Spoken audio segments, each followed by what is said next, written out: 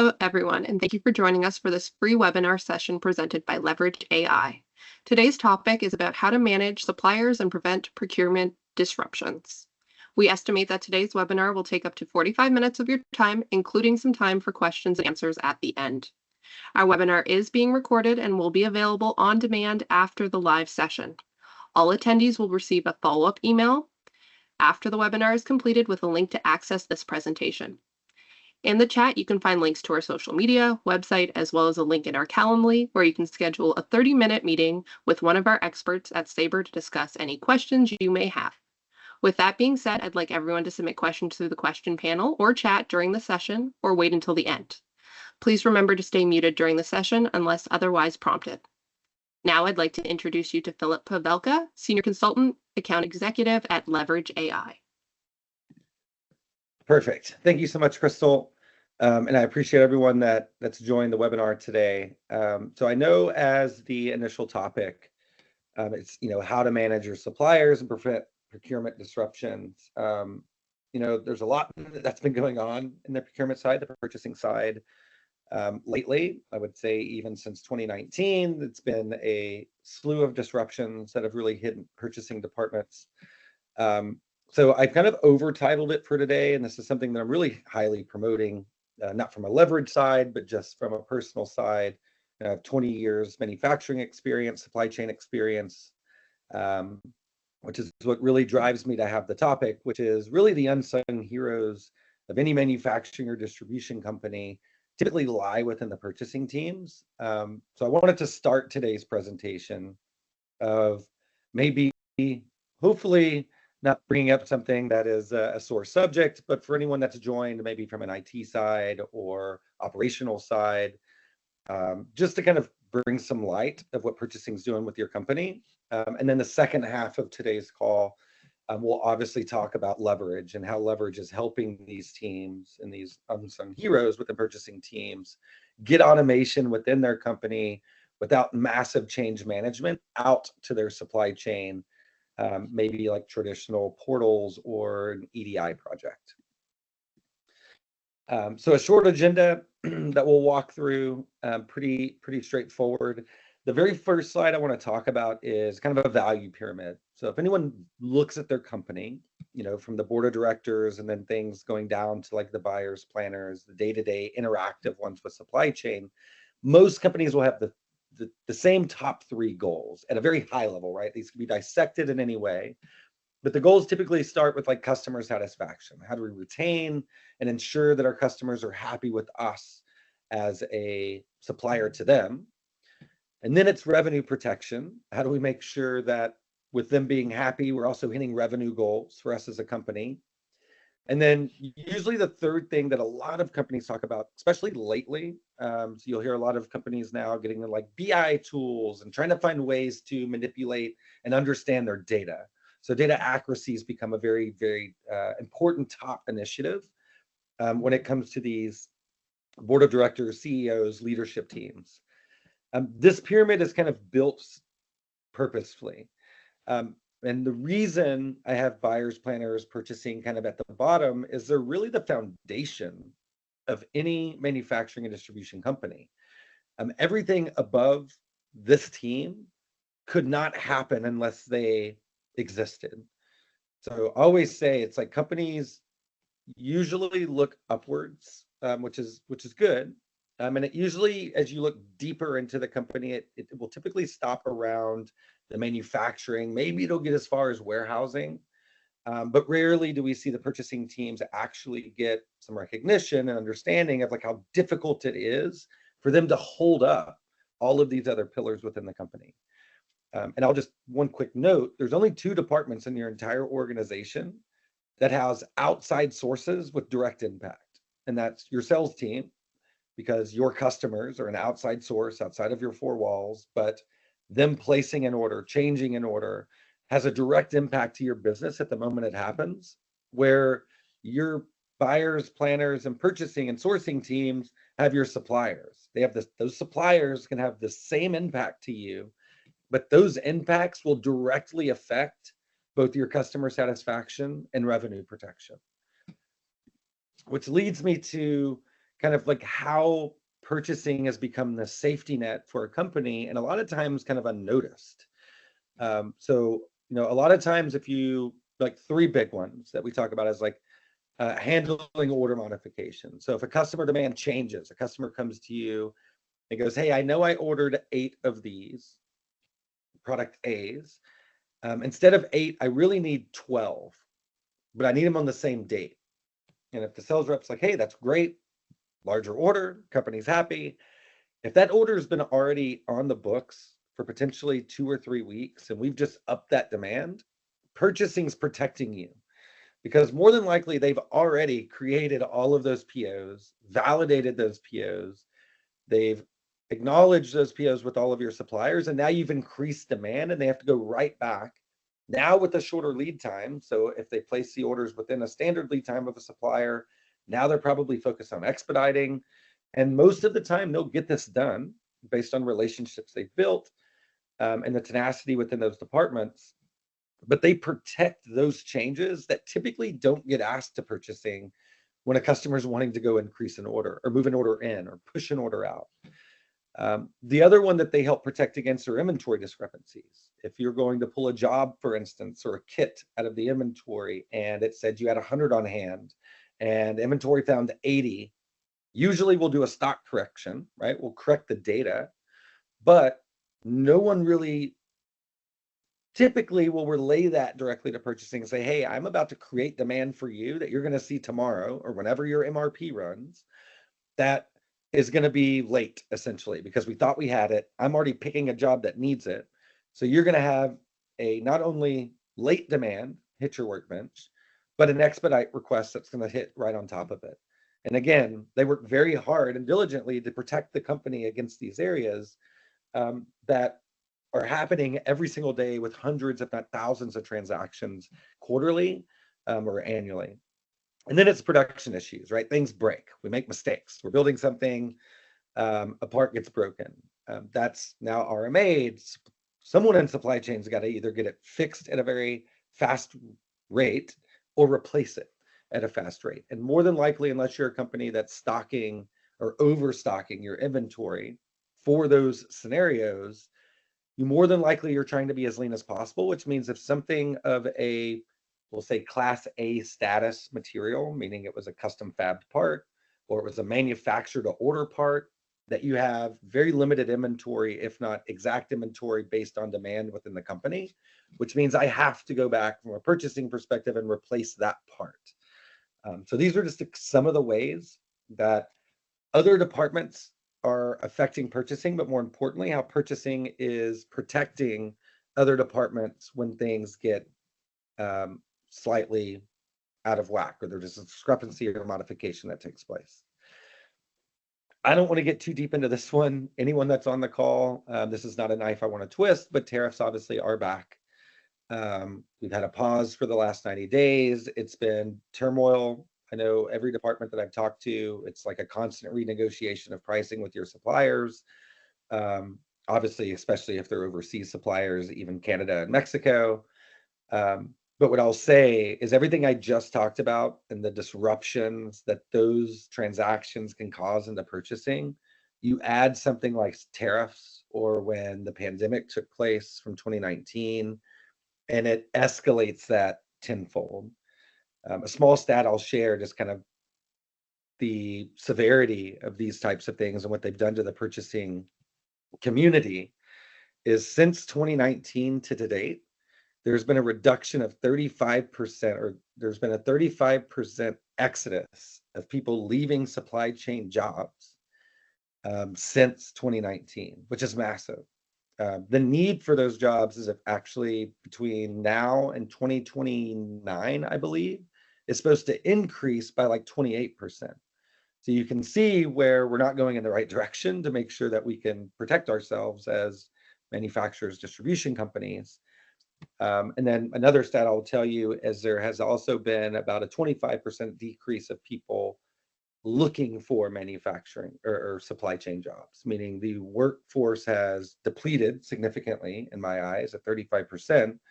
And the pool that's growing is not large enough to manage what we're going to need in the near future. So again, tariffs, don't want to go too crazy here, but this is a multiplier when it comes to the stress and the abilities of your purchasing team. So let's talk about how can we empower them, right? There's a really simple way to empower the supply chain team, and that's literally saying thank you. And I highly advise everyone, if you haven't done it this week, this year, last 6 months, if you cross someone in the hall that is helping manage the materials within your company, a simple thank you can go a very long way, and highly recommend it. You can obviously start investing into those teams, knowing that the workforce is going down and the need is going up. And that's where a lot of people start looking to invest in automation. And that's really what brings us kind of to leverage. There's been some very traditional automation that's been in the market with supplier portals, been around forever. Every ERP has created one or has attempted one. And then EDI. I would say both of those aren't bad ideas by any means. I've personally consulted companies and deployed both, and they have their place. What I found the majority of the time in the companies that I worked with, that was typically kind of in that smaller to mid-market company that didn't necessarily have the buying power to force their suppliers to either go log into a third-party application just to communicate, or they couldn't require that supplier to go through their own integration process to make sure that I could consume data from them. Each of those kind of failed. I mean, that's really where Leverage wants to come into play, is give you a third option. Works really well if you want high automation internally, but you want very low to no change management from your supplier. Quick few charts here. If you can think of kind of data before leverage, you have your purchasing team sit on one side, your ERP sits on the other, meaning all the information that needs to go from your ERP to your suppliers or from your suppliers to your ERP has to go through purchasing. So this is kind of what it feels like as a buyer, right? It's like I'm sitting here, I'm navigating, ERP's throwing me all this information that I'm sending a bunch of emails, creating custom spreadsheets, making a bunch of phone calls to my supplier network. And at the same time, my suppliers are throwing all those same types of data back at me. And I'm in charge of the data accuracy back inside of the ERP. So when I mentioned the third goal of the value pyramid was data accuracy, when I said there's two outside sources that can completely screw up all data internally, and that's your customer changing orders and your suppliers. And the scariest thing from the supplier side is a change not making it back to the ERP. It's not even the change itself, right? There's so much information that's going through this network that a lot of times what we find the biggest risk is the data doesn't make it. So at a high level, what Leverage wants to do is sit in the middle of that gap, right? We're a tool that will be integrated to your ERP system. So we're a direct integrated solution, which means that we can capture data, like if new POs are created or there's a change that needs to happen to a PO, and automatically send that directly to the supplier. And then now buyers oversee this network and will only focus on exception handling. So if there is a change outside of a threshold that I would approve, then yes, that's something that the buyer should address. They have the knowledge and know-how of what to do in those scenarios. So again, what we want to do is simplify the traffic and allow buyers not to get lost in the transmission of data and focus on exception handling and the data getting into the ERP system as quickly as possible. A couple screenshots. I am going to show a demo. So I am going to now stop sharing my screen and flip over to Leverage itself. So I'm going to show two sides of Leverage. One is going to be what the buyers are going to be seeing, how the buyers manage their POs, what it means to manage the PO through Leverage. And that's what we're looking at here. So this would be a dashboard that the purchasing team could log into. And one of the great things that we do in this dashboard is we give them the one thing that they all try to build themselves, or will ask someone in IT to help build for them or build some custom report, which is an all open order report dissected in areas that help me drive attention and discussions with my supplier. So if you look at this purchase order screen, think of this as an all open order report. It's integrated. So this is live data coming right out of your ERP system. And I can see all active orders. Now, usually one of the first things buyers want to focus on are anything that's pending acknowledgement. Where's my new orders I've created that I've sent, but I have not yet received confirmation back from my supplier that they have received or have even accepted this order. So pending acknowledgement, very standard. We'll be a part of it. You'll be able to see any order that's been created, delivered, and not responded to. Now, the beauty of Leverage is the initial send of the email when an order is created is completely automated. So you create an order inside of the ERP, same way that you would now, nothing changes. But we take that order once created, and Leverage will consume that and automatically send it to the supplier via email. And I'll show you this in a moment, but the email even still comes from the buyer. So what we want to make sure is that Leverage is truly an automated assistant for the team, not a replacement of the team.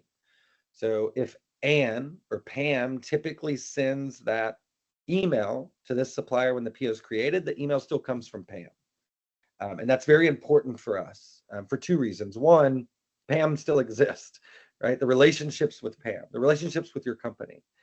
The other thing is those relationships that have been built over the years that those supply team leaders have been there are 90% of the reason why things can happen in a time of need. They have the relationship to make it happen.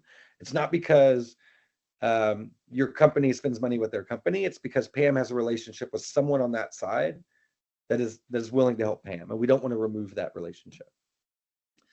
Now, some other key areas that a lot of teams will focus on is like past due orders. You can look at all of your past due orders. This is a late open order report. Again, completely automated. I could have this set up to automatically trigger to send late open order reports to all of my suppliers every Monday morning, if that's what I saw fit. I could have it follow up with them every Wednesday morning. Hey, if anything's still late and it's active and open, Wednesday morning, I want to send another late open order report out asking for updates. And then there's really no limit here. So you'll see some other examples, like maybe you want to see everything that's due today because you want to ask for shipping information. You could do that. You could build that sequence in. If you want to look out 7 days. So a lot of times what we want to do is get out of looking backwards, which is what's everything that they already missed, and start looking forward and say, hey, let's talk about next week. Because I'd much rather know if you're going to be late on an order a week in advance, opposed to waiting for it to have already gotten missed. And then now I'm trying to trigger follow-ups, and now it's like this fire drill that I've created, when a lot of times I could just extend communication, again, with automation, and we can fill those gaps much sooner and reduce the risk for the company. And then the last thing I'll mention around this is completely open. So I have some examples that I built in our demo environment of Leverage, but you can literally use any attribute out of your ERP and a multitude of attributes to build a customized list or segment, and then drive sequence and actions and requests from suppliers as long as something falls into that segment. So another simple example, though, what a lot of our customers do is they will create a segment for international and domestic suppliers, because following up with those two based on delivery dates is completely different, right? Domestically, 7 days is fine. Internationally, if I'm waiting 7 days before expected delivery, I'm in a ton of trouble, because if I'm paying to get something here in 7 days, it's going to be really expensive. And usually I'll have a completely different sequence I want to work those suppliers in. But this is not limited to that. So other customers may do based on item types or job numbers. If you have specific jobs or there's a job tied to something, you can create sequences to address those. Now, I will show a couple dashboards here, and this is where you can really take a step back. So when purchasing, they always want to start in the data. I always kind of think of purchasing teams are a lot like accounting teams. They're very data oriented. And there's a lot of data that both of those teams are constantly trying to get their hands around. But ultimately, it's nice to take a step back for a second, get out of the weeds, and just try to understand things like, well, how are my suppliers doing overall right now? Like, what is their on time and full or on time delivery? What's the performance that they're giving me as it relates to getting my acknowledgments or getting updates to me when I request them? What kind of updates am I getting? Are they giving me change requests? Are they acknowledging it without changes? So this is a great way, and this is kind of a heat map as well to see like if things are getting better up to the right or things staying lower to the left. And then there's a ton of other metrics that we could show as well, but I want to be respectful of time. But we do track things like lead time as well. Obviously, supplier on-time deliverance. We do price variance, and all of that sortable, measurable by item, by supplier. And it's really to drive proactive activity. So when we start removing the administrative work, it's on average saving each purchasing professional that's managing POs 5 to 8 hours a week. And what we promote is to be able to take that time and revalue it using these metrics to know what suppliers could give you the biggest boost of return if we spent some time working with that supplier and we had hard data like these metrics to have conversations around. So now I want to kind of change scripts a little bit. So now I'm just opened up a Gmail account. And this Gmail account will be a representation of your supplier. Because a lot of times when I mentioned, it's like, look, we have traditional portals, there's EDI that's out in the market. We're the third option that wants to be little to no lift to a supplier. The supplier really shouldn't even know you have automation for you to have it, right? Suppliers are very common, they're comfortable in email. So we, start there. And the first email that a supplier would receive is going to be an acknowledgement request. So this is an example that if you created a PO in your ERP system with the integration, the first email we send is an action and a request for acknowledgement. Now, some very important details about this email. One, Acme is our demo company, but you could think of your own company name here. It will be marketed to have come from your company. So it'll have your company name, your company logo. And as I mentioned, it will still come from your buyer. So in my case, it's Pam. So if Pam sends the email, they still get an email from Pam, which is great. Your domain, your buyer, very important. The other thing is we'll always have your attached PDF. Again, I don't think there's ever been issues from suppliers that they don't like getting the PDF from an email. So it will still be there. So it'll feel very, very common. The only difference of a leverage email and a traditional email is today, if you sent an acknowledgement request to your supplier, they're going to open the PDF and they're going to use this PDF on one screen and they're going to look at their other screen and create a sales order. And then hopefully when they're done doing that, what we all hope for is they hit reply and they tell you that they did so, right? Got the order, looks great. That would be like the perfect response. They gave it to you right after the sales order's created. Now, the only difference is we do have a provide acknowledgement button built into ours. All this is going to do is open up a digital PDF. There's no login required from your supplier. They're the ones that you delivered the PO to, but it will open up a secondary tab for them, and it's going to give them that same PO that they would have to open from your email, but it's in a digital format. Now, this allows a couple of things. One, they can still download the PDF from this format, but two, they can interact with it. So as they're creating their sales order, if everything just looks great, perfect. They hit acknowledge, and now they don't even have to hit a reply. They don't have to type in a custom message. It goes not only just back to purchasing's dashboard that it's been accepted, this acknowledgement will go directly back into the ERP. So if you're tracking promise dates on acknowledgement, if you're changing PO statuses, if you created a checkbox that needs to be marked and flagged internally to know and track those acknowledgements, that's all automated. Nothing would change there.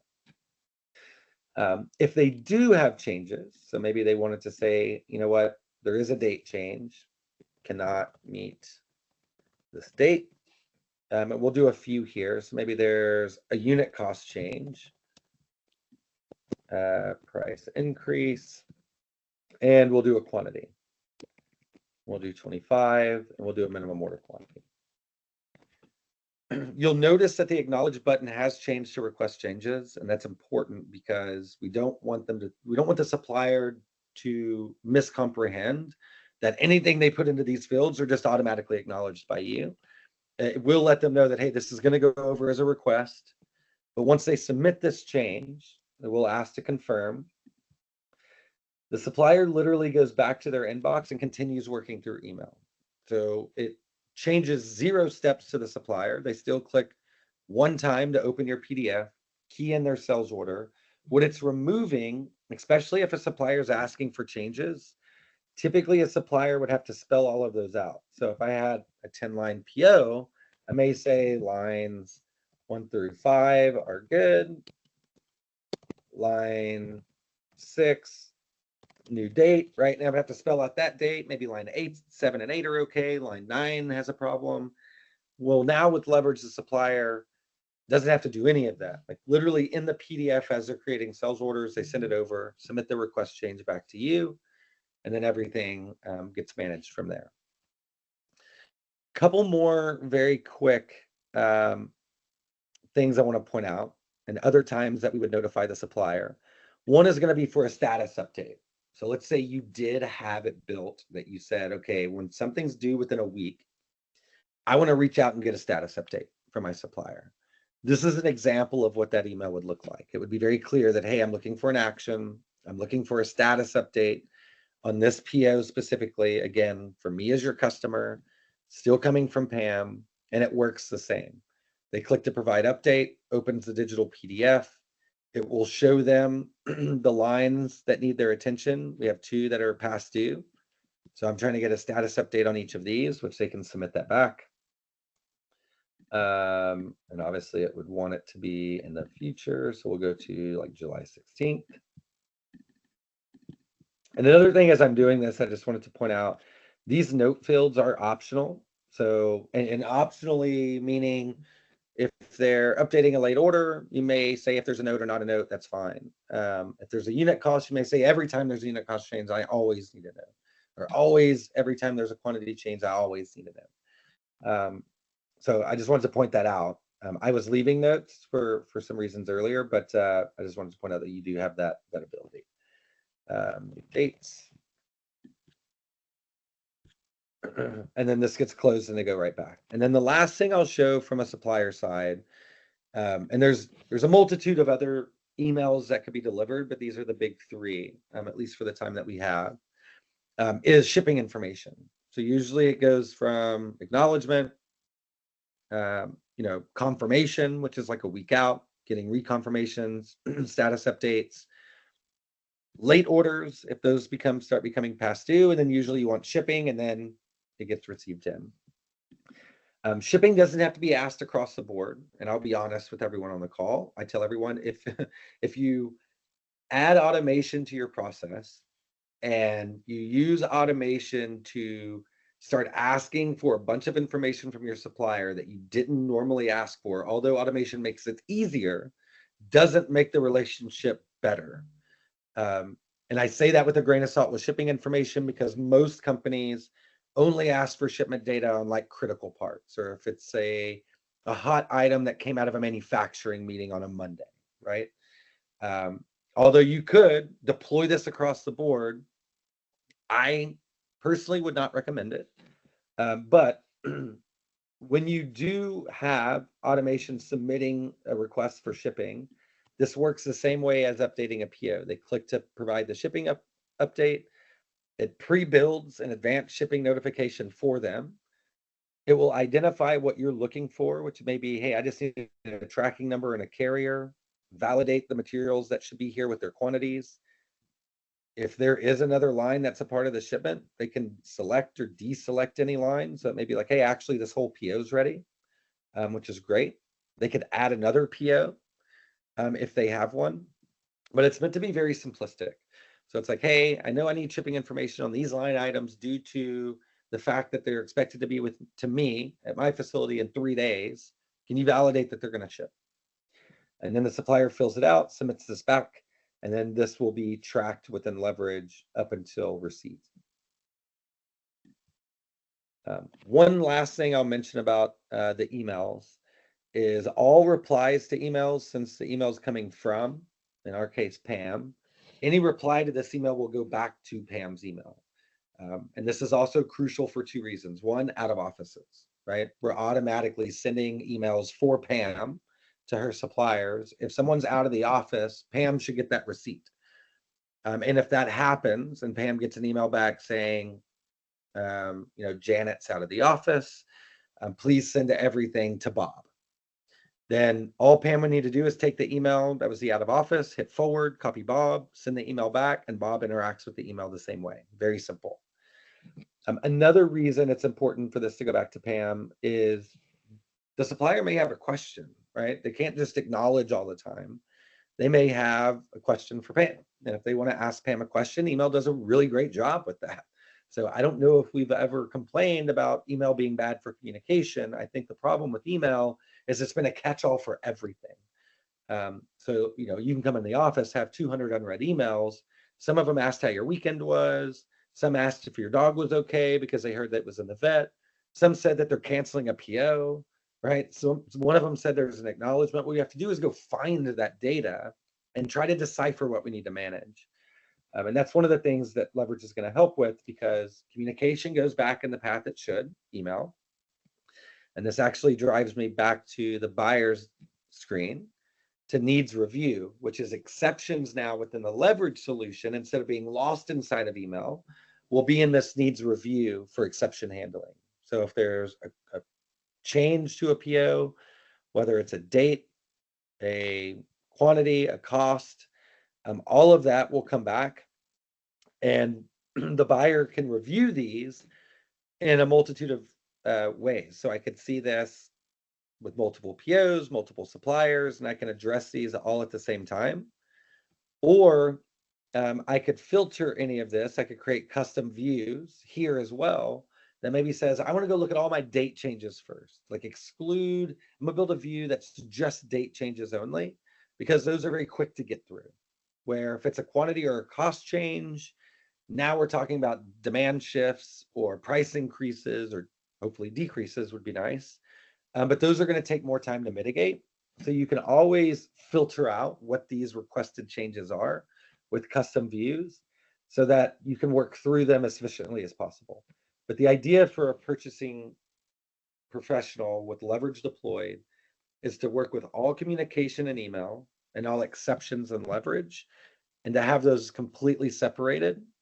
And then on top of that, all admin work of initiating requests for updates, following up on requests for updates, and inputting those updates back into the ERP is completely automated with the assistant.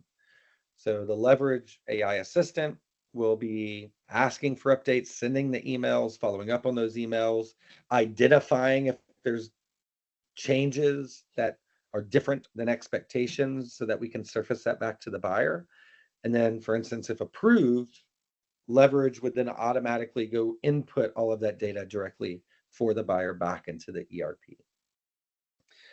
So I know we went through quite a bit fairly quickly, but I wanted to, I'll pause there, answer any questions if they've come in, and then if there's no questions, then we can let everyone go, and we can give them back about 20 minutes back in their day.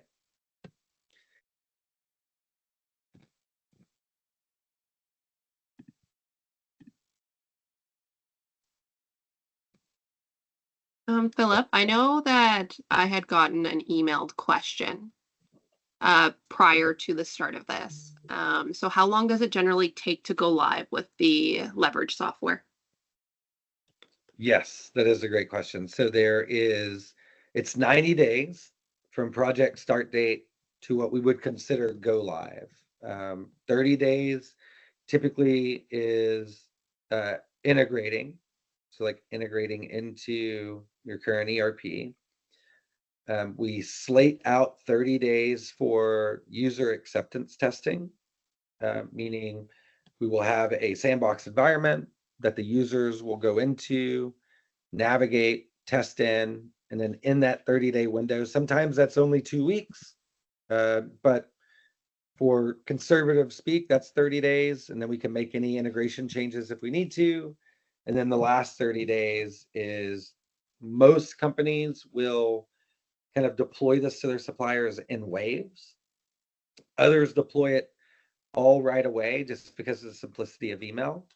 But 90 days would be a very conservative. Again, we've had some that have gone live as quick as 30. And our average is really around 60, but we always let everyone know 90 days. Wonderful. What about how customizable is the platform to suit different business needs? That is a really good question. So I will say, this is what I will say. The solution is very, very configurable. Customizable, the only reason I don't typically lean to that word is that can get pretty astray of like what we consider custom. But as far as like any of the views that you see, what's in this view, how you see this view, who has access to this view, what happens if something's in this view, that's all configurable, right? Like you get all control of that. So the solution is really kind of a canvas that we've put in the majority of whatever we know everyone's going to need, but it is very highly configurable as far as the way you see the data, who sees the data, and what happens as far as interactive touch points with that data based on the status of that data. Wonderful. I think the last one that I have here is what other kind of tasks could buyers do with an extra 15 hours a week?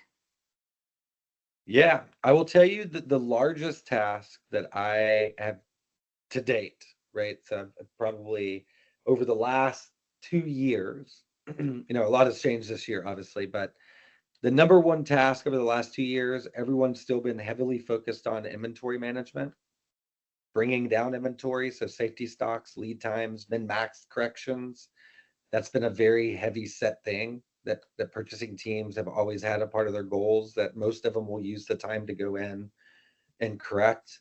Another one is price negotiations. That's obviously way more relevant now than it was prior to 2025. But pricing negotiations are going to be a thing of the future for a while now. So I would say if your team doesn't have time to really go negotiate on pricing, either someone's going to eat it, right? So it's going to have to get passed to a customer, or the company eats it, or they do go focus the time there. And what we find is they lose traction of the daily activities, which is making sure that we're communicating, staying on top of our current orders so that we don't put our revenue at risk. Those are the top two. I would say supplier performance was more important last year. I'm not saying it's not important this year to companies, but as you can imagine, with tariffs and depending on where the company is, I mean, it's just really negotiating of pricing has been kind of like topic one. And then inventory is usually topic two. And then being able to do that along with having an assistant in the background to manage the current stress level of the POs that are already active is where we're seeing the biggest benefit. No, that's awesome. Thank you for clarifying all of that. I'll open the floor again just to see if anyone else has any more questions. You can unmute, raise your hand, or put your question in the Q&A section of this meeting.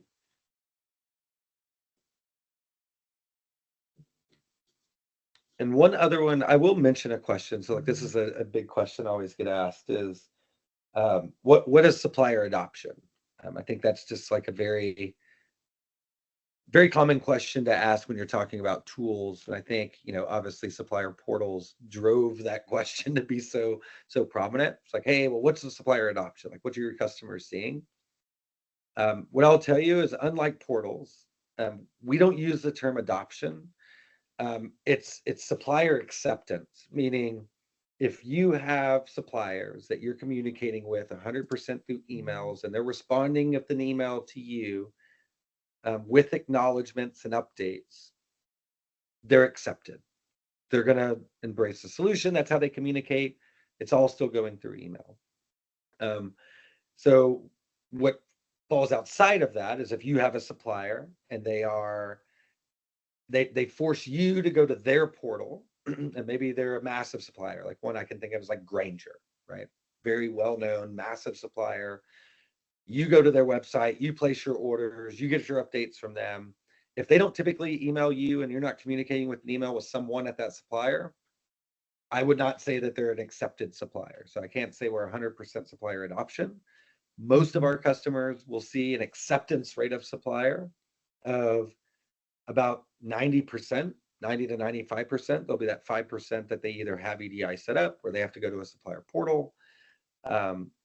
That's another thing that I just wanted to kind of call out, just because it usually gets asked around this time. No, that's great. I think at this point, I'd like to thank you, Philip, for presenting this. It's definitely something very interesting, and we are happy to have this presented to our audience. So at this point, I'd like to thank everyone who took the time out of their day to attend. And once again, you will find our social media website and Calendly to schedule a 30-minute meeting with one of our experts in our chat. So thank you, Philip. Perfect. Thank you so much, Crystal. Take care. Bye.